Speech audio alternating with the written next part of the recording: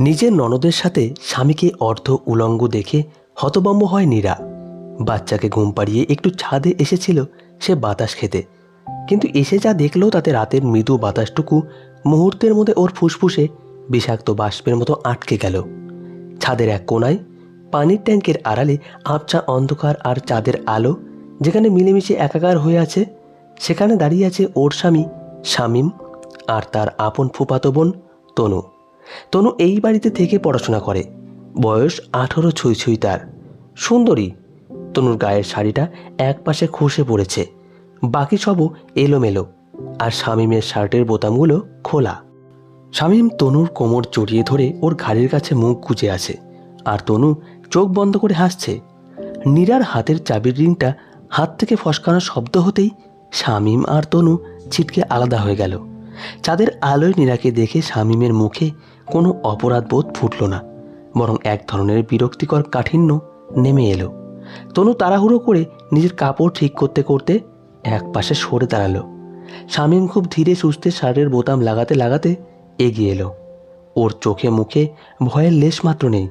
ও সোজা নীরার চোখের দিকে তাকিয়ে ঠান্ডা গলায় বলল, এখানে কি করতে এসেছো নীরা?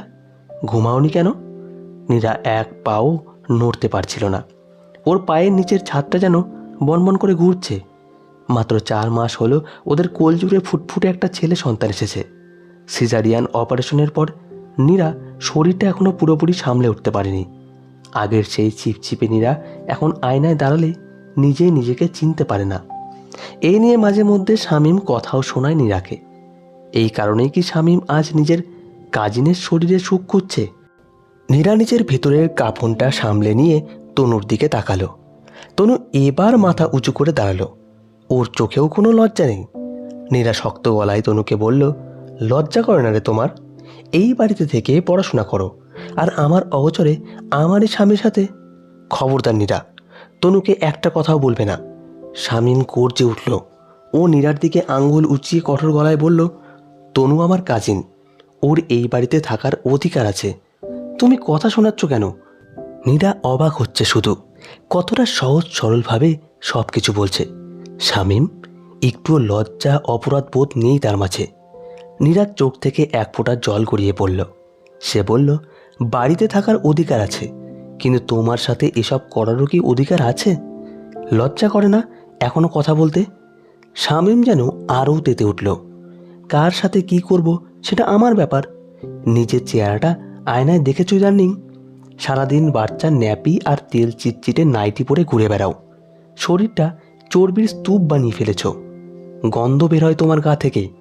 একজন পুরুষ মানুষ তোমার মতো একটা কুৎসিত এলোমেলো মহিলার সাথে কতদিন থাকবে? শামীমের চাবুকের মতো কথাগুলো নীরার আত্মসম্মানে গিয়ে তীব্র আঘাত করল। 5 বছর আগে এই মানুষটার হাত ধরেই ও এই ঘর ছেড়েছিল। কত ভালোবাসত শামীম ওকে। আজ একটা সন্তানের মা হতে গিয়ে ওর শরীরটা পরিবর্তন হয়েছে, আর শামীম সেটাকেই ঢাল বানিয়ে নিজের নোংরামি জাস্টিফাই করছে।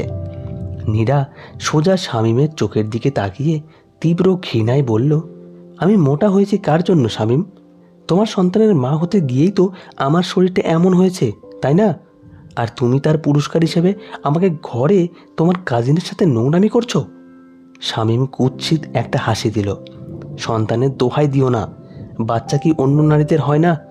তারা তো ঠিকই ফিট থাকে। তুমি অলস, নোংরা।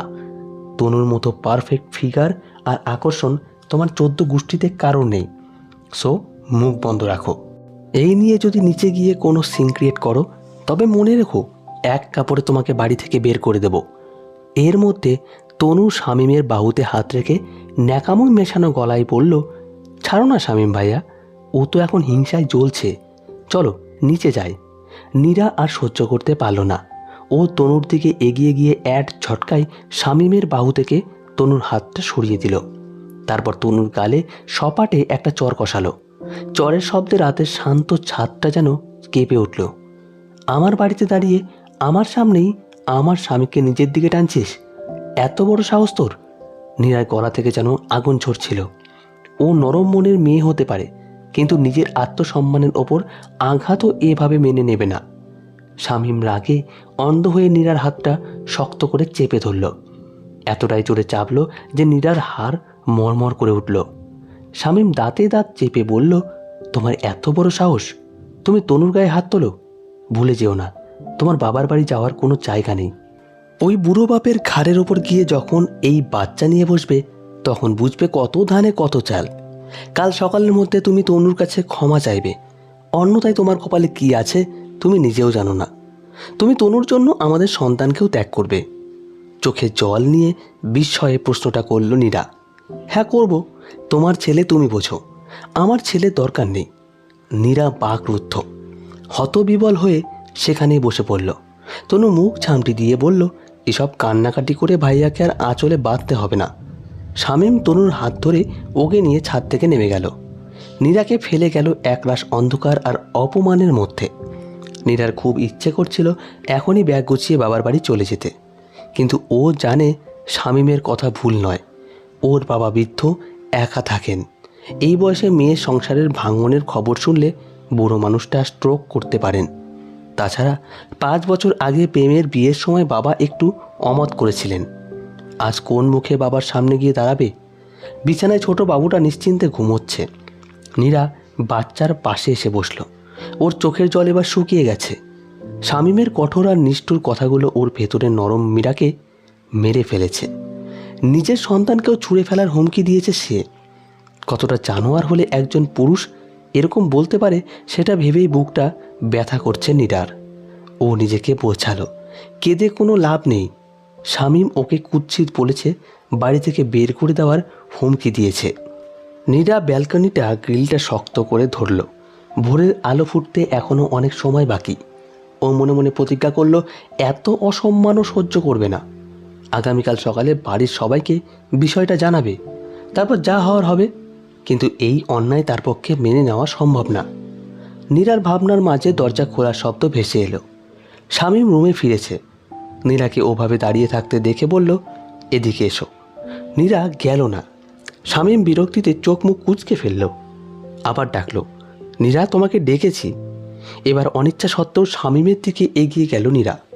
ও কিছু বোঝার আগেই শামীম ওকে বিছানায় ছুঁড়ে ফেলে স্বামীর অধিকার আদায়ের চেষ্টা করতে লাগলো। শামীম, ছাড়ো বলছি, তোমার এই অপবিত্র হাত দিয়ে আমার শরীর স্পর্শ করবে না। বিরক্তিতে নীরার মুখ চেপে ধরে শামীম হিস হিসিয়ে বলে, নেহাত তনু এখনও এসবে রাজি হচ্ছে না, নয়তো তোর কাছে কখনো আসতাম না। নীরা অবাক হতেও ভুলে গেল এবার। কি বলল শামীম? নীরার চোখে জল আসে আবার। শামীমের পুরুষালী শক্তির সাথে পেরে ওঠে না সে। দৃষ্টি ঝাপসা হয়ে আসে। এর মধ্যে কেঁদে ওঠে সিয়াম, নীরার ছেলে। শামীম বিরক্তিতে কপাল কুঁচকে ফেলে। নীরাকে ছেড়ে উঠে দাঁড়ায়। আবারও বলছি, এসব বিষয় নিয়ে কোনো সিন ক্রিয়েট করবে না নীরা। চুপচাপ সংসার করবে, এটাই তোমাদের জন্য ভালো। নীরা ততক্ষণে সিয়ামকে বুকে তুলে নিয়েছে। ছেলেটা খাবার পেতেই চুপ হয়ে গেছে, কিন্তু নীরার মনে ঝড় চলছে। রাতের অন্ধকার কেটে ভোরের আলো ফুটেছে। নীরা রান্নাঘরে চায়ের পানি চাপাতেই শামীম এসে দরজায় দাঁড়ালো। পরনে অফিসের শার্ট, কিন্তু চোখ দুটোই কাল রাতের অস্বাভাবিক রাগ এখনও যেন দাউ দাউ করে চলছে। শামীম পকেটে হাত গুজে দিয়ে ঠান্ডা গলায় বলল, কাল রাতে তোমাকে একটা কথা বলেছিলাম নীরা, মনে আছে নিশ্চয়ই? তনুর কাছে ক্ষমা চাইতে হবে। নীরা চায়ের কাপে চামচে নাড়তে নাড়তে একদম নির্লিপ্ত গলায় বলল, আমি কোনো অন্যায় করিনি শামীম। অন্যায় যে করে ক্ষমা সে চায়।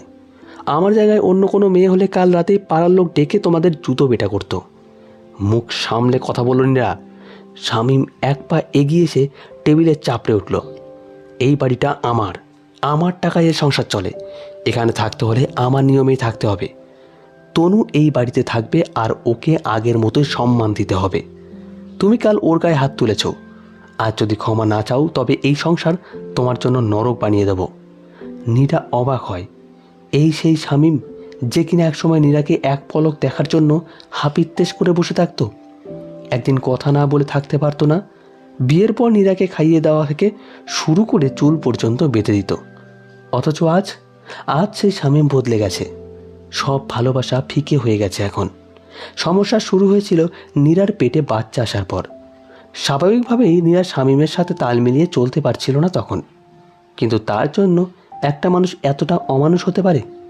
এই ধরনের পুরুষ সন্তানও চাইবে আমার সারা বছর রাত জাগতেও চাইবে। তারা ভাবে না নারীদের কথা। অবশ্য শামীম তো নিজের সন্তানকেও তুচ্ছ তাচ্ছিল্য করছে এখন। একজন নারীর জীবনে সন্তান আসার আগে এবং পরে স্বামীর সাপোর্ট সবচেয়ে বেশি দরকার পড়ে। কিন্তু অনেক পুরুষ এই সময়টাতেই নারীদের আঘাত করে, যন্ত্রণা দেয়। দীর্ঘশ্বাস ফেলল নীরা। ততক্ষণে শামীম চলে গেছে সেখান থেকে। নীরা চোখের জল মুছে ফেলে। চোখের জল অনেক দামি, যার তার জন্য ফেলতে নেই। বিশেষ করে এমন স্বামীর জন্য তো নয় যে এমন অমানসিক আচরণ করে। নিজের সন্তানের আত্মসম্মানের কথা ভেবে নিজেকে সামলে নেয় নীরা। এর মধ্যে বসার ঘর থেকে নীরা শাশুড়ি শারমিন বেগমের গম্ভীর গলা ভেসে এলো, তনু এদিকে এসো তো। মুখটা অমন ফুলে আছে কেন তোমার? কি হয়েছে গালে? নীরা চায়ের কাপ হাতে নিয়ে ড্রয়িং রুমে আসতেই দেখল তনু চোখ মুছে ন্যাকামি মাখানো গলায় বলছে, কিছু না ফুফু, নীরা ভাবি গতকাল রাতে ছাদে গিয়ে হঠাৎ আমার উপর রেগে গেল। শামীম ভাইয়া আমাকে পড়া বুঝিয়ে দিচ্ছিল, আর আপু ভাবলো আমরা অন্য কিছু করছি। আপু আমাকে কষে একটা চড় মেরেছে ফুফু। শারমিন বেগমের মুখটা শক্ত হয়ে গেল। বছর কয়েক আগে স্বামীহারা হয়েছেন তিনি। তারপর থেকে এক ছেলে শামীমকে নিয়ে তার সংসার। 5 বছর আগে শামীম যখন নীরাকে ভালোবেসে এই বাড়িতে নিয়ে এসেছিল, শারমিন বেগম নীরাকে মন থেকে মেনে নিতে পারেনি। এক প্রকার বাধ্য হয়েই নীরাকে নিয়ে সংসার করতে গেছেন শারমিন।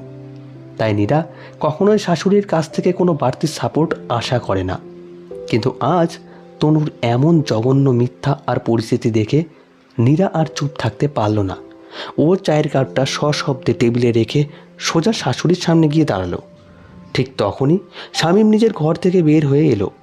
তনুর কান্না আর মায়ের গম্ভীর মুখ দেখে ও নীরাকে লক্ষ্য করে গর্জে উঠল, তনু কাঁদছে কেন নীরা?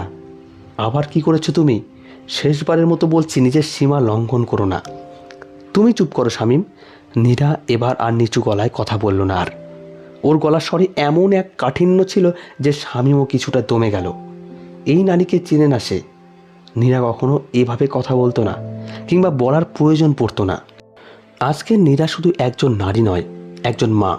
আর মা কখনো সন্তানের অনাদর, অবহেলা সহ্য করতে পারে না। নীরাও সহ্য করতে পারছে বা শামীমের আচরণ।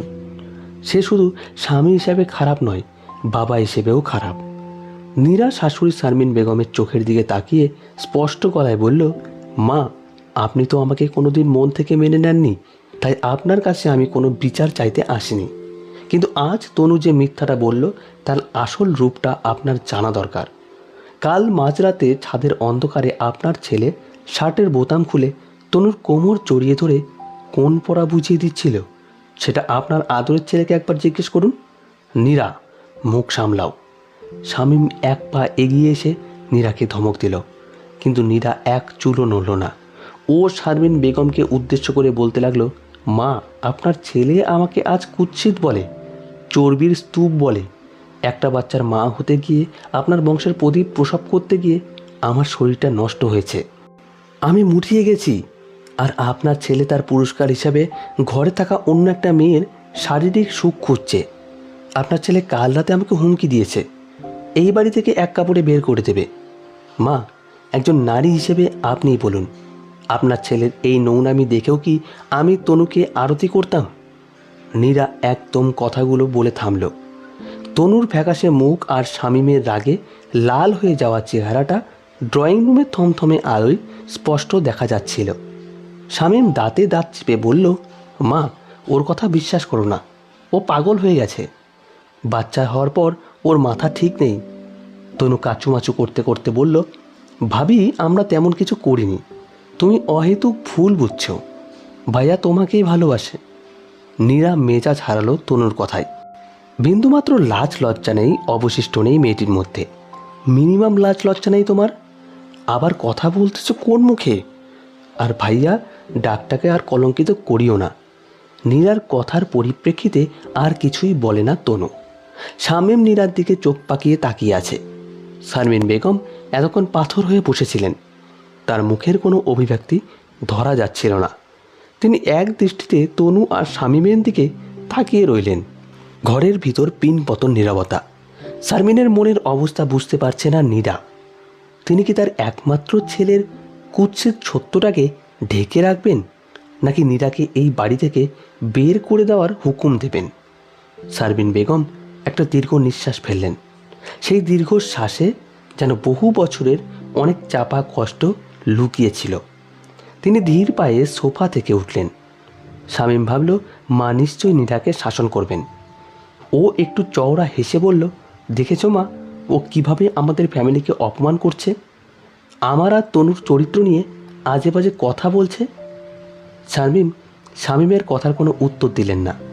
তিনি সোজা গিয়ে দাঁড়ালেন তনুর সামনে। তনু ফবুর সাপোর্টের আশায় একটু ন্যাকামি করে এগিয়ে যেতেই শারমিন বেগম অত্যন্ত কঠোর ও ঠান্ডা গলায় বললেন, তনু, তুমি এখনই নীরার পায়ে ধরে ক্ষমা চাও। শারমিনের একটি বাক্য যেন ড্রয়িং রুমে বজ্রপাতের মতো শোনালো। শামীমের মুখের হাসি মুহূর্তে হাওয়া হয়ে গেল। তনু হতভম্ব হয়ে চোখের পলক ফেলতে ভুলে গেল।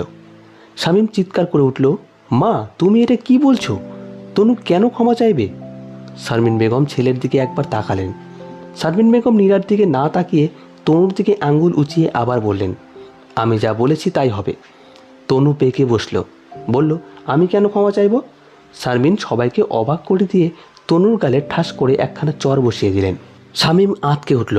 নীরার তো বিস্ময়ের শেষ নেই। আর এই পর্বের সমাপ্তি এখানেই হলো।